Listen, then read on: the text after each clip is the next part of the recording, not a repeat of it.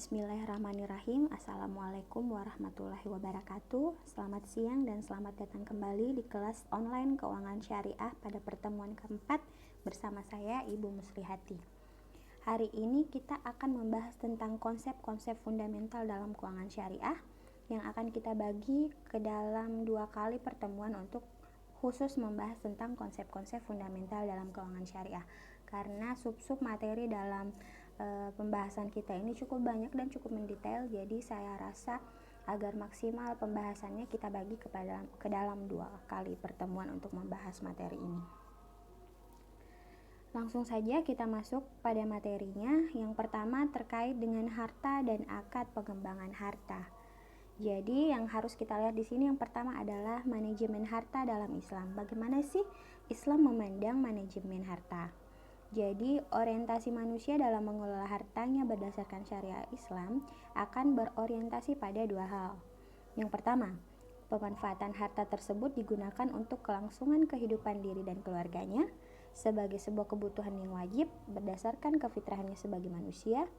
Kemudian yang kedua adalah pemanfaatan harta yang bermotif pada amal saleh sebagai alat dalam rangka mendapatkan gelar kemuliaan dari Allah atau dari Tuhan.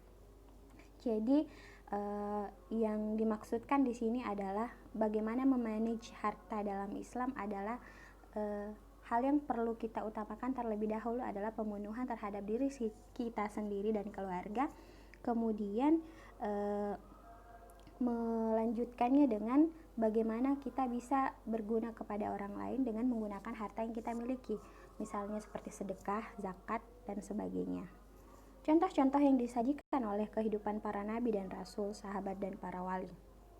Mereka mengambil apa yang cukup untuk hidup mereka dan selebihnya mereka ikhlaskan untuk manusia lain, untuk umat dan Tuhan mereka. Seseorang di antara mereka yang mulia itu pernah berkata, manusia di dunia itu seperti tamu dan harta mereka itu seperti pinjaman. Akhirnya tamu akan pergi dan pinjaman pasti akan kembali. Seperti itu. Nah, masih berbicara tentang bagaimana memanage harta, bagaimana mengelola harta dalam pandangan Islam, ada pedoman dalam membelanjakan harta secara syar'i terhadap harta yang kita miliki. Ada 3 yang bisa kita jadikan patokan dan pedoman di sini, yaitu yang pertama dalam hal mencari harta. Nah, dalam hal mencari harta ini kita harus berbicara tentang niat kita. Niat, cara, dan tujuan hanya dikarenakan, digariskan, dan ditujukan hanya untuk Allah, halal dan thayyib. Mendukung ibadah dan amal saleh, bukan menghambat ibadah dan amal saleh. Jadi dalam mencari harta itu juga harus mendukung ibadah dan amal saleh kita. Tapi jangan sampai dalam mencari harta kita sampai lupa yang ujung-ujungnya akan menghambat ibadah dan amal saleh kita. Jadi kita bisa berpikir soal dunia dan memenuhi kebutuhan kita, tetapi jangan sampai itu menjadi penghambat dalam ibadah dan amal saleh kita. Alangkah baiknya apabila kedua pola tersebut bisa berjalan beriringan. Jadi bagaimana kita mencari harta juga merupakan suatu ibadah dan amal saleh yang kita lakukan.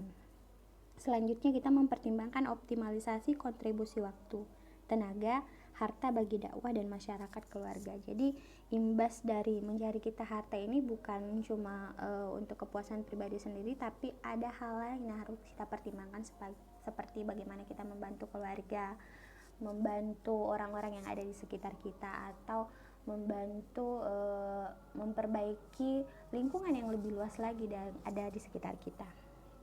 Dan yang kedua, dari aspek membelanjakan harta.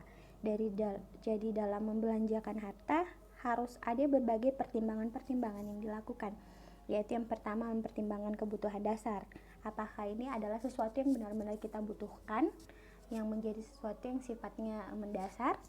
Dan yang kedua mempertimbangkan kemanfaatan dan optimalisasi amal saleh. Dan yang terakhir itu mempertimbangkan kepentingan dakwah masyarakat dan keluarga yang bersifat mendesak. Jadi dalam membelanjakan harta dalam pedoman syar'i itu ada berbagai hal yang harus dipertimbangkan, seperti halnya dalam hal mencari harta.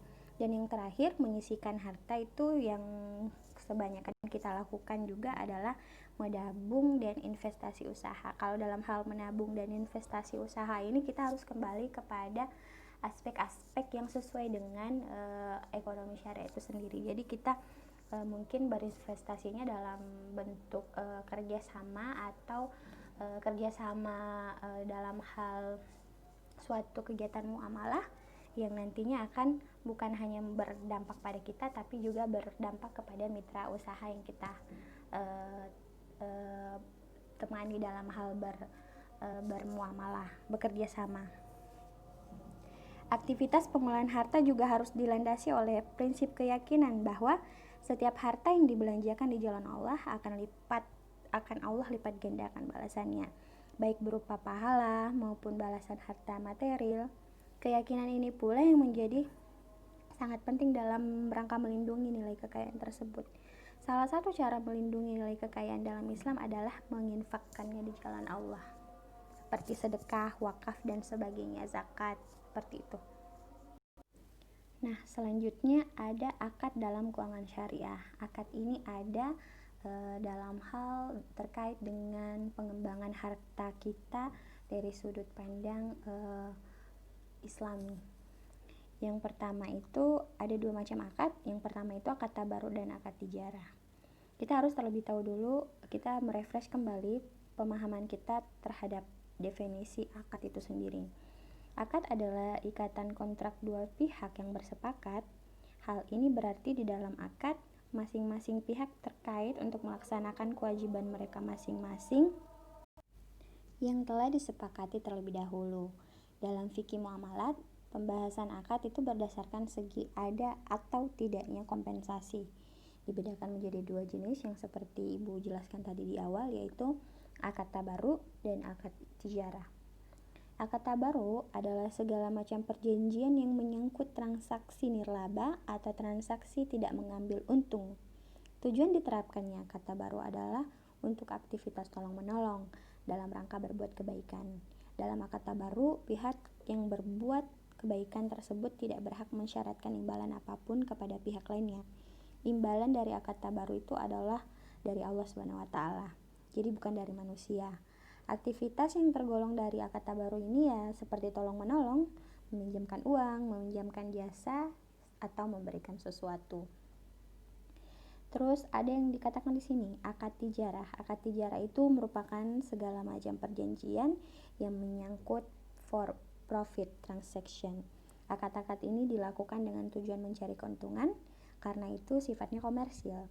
Contoh akad tijarah adalah akad-akad investasi, jual beli, dan sewa menyewa, seperti yang banyak kita kaji dalam lembaga keuangan Islam atau ekonomi Islam itu sendiri. Dalam menjalankan investasi, hasil dan keuntungan kadang dapat dipastikan dan kadang tidak dapat dipastikan. Oleh karena itu, berdasarkan tingkat kepastian dari hasil yang diperolehnya, akad tijarah dapat dibagi menjadi dua kelompok besar, yaitu natural uncertainty contracts dan natural certainty contracts. Jadi kalau kita berbicara tentang natural uncertainty contract itu kerjasama atau suatu hubungan kerjasama yang menggunakan akad tetapi hasilnya itu belum bisa dipastikan. Istilahnya dia berjalan secara alamiah dan hasilnya nanti itu belum bisa kita pastikan seperti apa. Dan kalau kita berbicara tentang natural certainty contract itu dari awal akad kita sudah tahu hasil yang akan kita dapat dari kegiatan kerjasama itu yang menggunakan akad. Kurang lebih seperti itu. Akan kita bahas lebih dalam lagi ketika berdiskusi nanti. Nah, submateri yang kedua terkait konsep-konsep fundamental dalam keuangan syariah adalah identifikasi transaksi yang dilarang dalam keuangan Islam. Secara ringkas, penyebab pelarangan suatu transaksi dan aktivitas itu dapat digambarkan sebagai berikut. Yang pertama itu haram zatnya. Berarti zat barang yang ditransaksikan adalah haram. Transaksi atas barang demikian ini dilarang karena objeknya, zatnya atau bendanya, barang dan jasa yang ditransaksikan itu juga dilarang, misalnya minuman keras, obat-obat terlarang, makanan-makanan yang diharamkan dalam Islam, itu intinya. Jadi haram sudah dari zatnya, jadi transaksi itu tidak bisa dilakukan melibatkan barang dan jasa yang sudah dari zatnya itu adalah haram. Yang kedua, haram selain zatnya. Nah, kalau haram selain zatnya itu yaitu sesuatu yang dapat menjadi haram karena zatnya, bukan karena zatnya yang haram, tetapi sesuatu itu menjadi haram ketika cara memperolehnya itu tidak dibenarkan dalam Islam, misalnya dari jalan mencuri, menipu, memeras, dan lain sebagainya.